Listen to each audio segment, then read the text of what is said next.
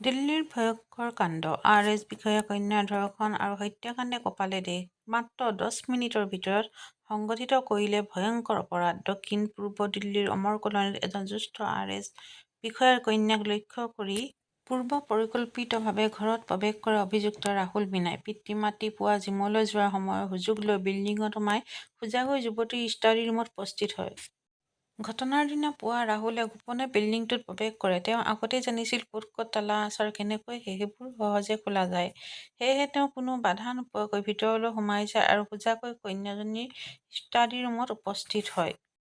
তাৰ পাছতেই তেওঁ কন্যাজনীক আক্ৰমণ কৰে। আৰোপ অনুসৰি অভিযুক্তে প্ৰথমে কন্যাজনীৰ ওপৰত যৌন নিৰ্যাতন চলায় আৰু তাৰ পাছত তেওঁক হত্যা কৰে যাতে কোনো সাক্ষী নাথাকে। এই ঘটনাৰ ভয়ংকৰতা আৰু নৃশংসতাই আৰক্ষী বিভাগক হতবাক কৰি তোলে। ঘটনাৰ পিছতেই পৰিয়ালৰ লোকে ঘৰলৈ উভতি আহি কন্যাজনীৰ মৃতদেহ উদ্ধাৰ কৰে।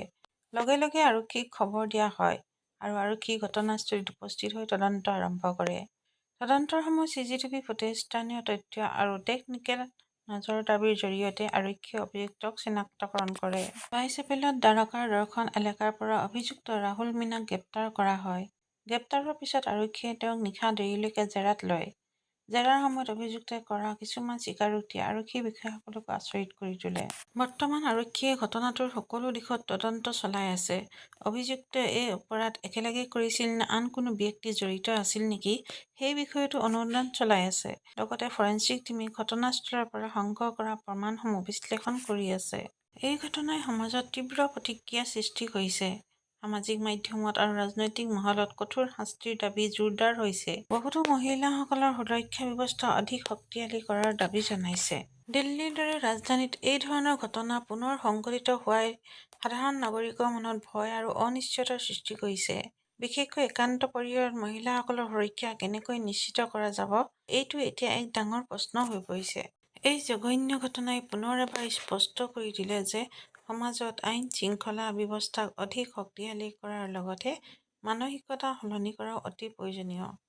দোষীৰ দ্ৰুত বিচাৰ আৰু কঠোৰ শাস্তি নিশ্চিত কৰাটো এতিয়া সময়ৰ দাবী। জেৰাৰ সময়ত ওলাই আহে এক ভয়ংকৰ সত্য। অভিযুক্তই আগতেই সম্পূৰ্ণ ঘটনাটো পৰিকল্পনা কৰিছিল। এই কাণ্ডই পুনৰ এবাৰ মহিলা সুৰক্ষা আৰু ৰাজধানীৰ আইন-শৃংখলা ব্যৱস্থাক লৈ গুৰুত্বপূৰ্ণ প্ৰশ্ন উত্থাপন কৰিছে।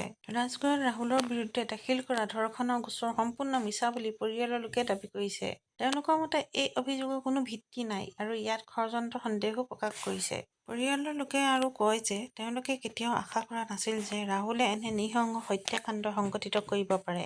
তেওঁলোকে কয় যে ৰাহুল সদায় শান্ত স্বভাৱৰ আছিল আৰু বেছিভাগ সময় চুপচাপেই থাকিছিল। কিন্তু ইয়াৰ লগতে পৰিয়ালৰ লোকে স্বীকাৰ কৰিছে যে ৰাহুলৰ এটা বেয়া অভ্যাস আছিল, অনলাইন জুৱা খেলাৰ।